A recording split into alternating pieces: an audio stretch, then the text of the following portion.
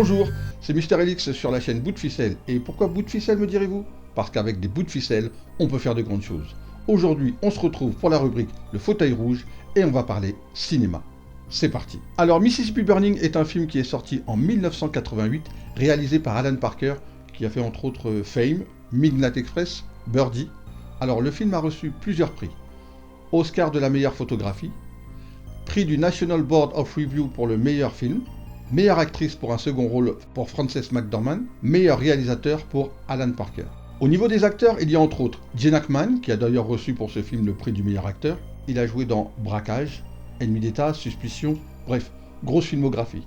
Il y a aussi Willem Dafoe, qui a joué dans Platoon, Aquaman, Nosferatu, lui aussi, grosse filmographie. L'histoire se déroule en 1964 et suit deux agents du FBI qui sont envoyés dans une petite ville du Mississippi pour enquêter sur la disparition de trois hommes.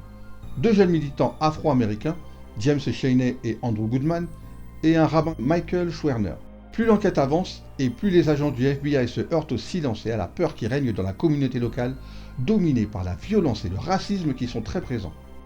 Les membres du Ku Klux Klan y sèment la terreur. Mississippi Burning aborde donc les thèmes du racisme, de la violence, la justice et la lutte pour les droits civiques. Il met en exergue la manière dont les préjugés raciaux étaient profondément ancrés dans la société américaine de l'époque. Malgré le fait que le film soit basé sur des événements réels, il a pris certaines libertés créatives, notamment en fusionnant des personnages réels et en simplifiant certains aspects des événements récits cinématographiques. Au niveau des critiques, globalement, le film a reçu des avis positifs.